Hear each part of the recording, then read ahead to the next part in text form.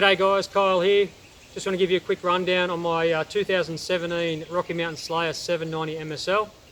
So I bought it about 6 months ago as a frame set, and I've built it up from there with all the bits and pieces that I've come to like over the last few years. Up front, Fox 36 Fit 4 at 170mm, which is what Rocky Mountain recommend for this bike. Cockpit, renthal, Truvativ, Stevie Smith Descendant handlebars. So they're 780mm wide with about a 23mm rise. I've got renthal Apex stem 40mm on that one as well with a Garmin top cap mount. OURY grips, really love these grips. I've got them on all my bikes. They're just sensational. For the shifter, it's a SRAM X01 shifter. Moving towards the back a bit, frame comes with a float X2 rear shock factory series. The only thing that I've had to do to this, or wanted to do to it rather, was put the 2-position lever on it. So when I got to pedal back up the hill, nice and easy, straightforward. Apart from that, I haven't really varied the tune of the shock at all. It's pretty well how Rocky intended it to be. Really love it.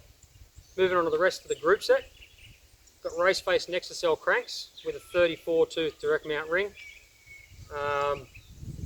and a SRAM X01 rear cassette, and XX1 derailleur with, I think it's a X1 chain. For brakes, I've got Hope Tech 3 levers with the V4 calipers and braided lines, 203mm rotor up front and a 180mm rotor out the back, both Hope floating rotors. For wheels, got the nextie asymmetric 33mm rims, downhill layup. Front one's laced to a Hope Pro 4 and the rear one's laced to an Industry 9 Torch Classic hub. Really love this hub. Beautiful hubs. They look great, they sound great, built really well. At some point in the future I will change the front hub over. We'll get there. And for the seat post and seat, WTB Volt. Been running this type of saddle, the Volt, for a couple of years now, and it's my go-to. It's a really comfortable seat for me. And 160mm bike yoke Revive dropper post. Not an overly well-known dropper post, but I've got to say I've had reverbs for a few years. Switched to this one recently, about 4 months ago. I cannot fault it. I cannot speak highly enough. The lever action is just so soft, so intuitive, and the seat, just the post is just insane. Smooth, up every time. You don't need to bleed the hose, bleed the lever. Easy as. If it gets a bit spongy and you get a bit of air in it, you just crack the valve up here and you bleed the air out. Most importantly, trail care water bottle. Get your hands on one of these. Support your local trail building and trail mobs. Get behind it. What else can I tell you about this? The tyres, running the Maxxis tyres for a few years, for as long as I can remember anyway. Up front, Minion DHF 2.5, it's a wide trail in a triple compound. And out the back I've got the Minion DHR2 2.4, again in wide trail and triple compound.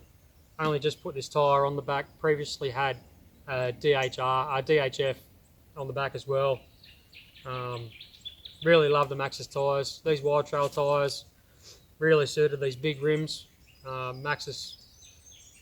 Maxxis was behind a bit with tyre widths over the last few years, but the wide trail ones, they've really stepped up their game. So a bit about the bike. I run about 80 psi in the front fork. I think it's got 2 tokens in it.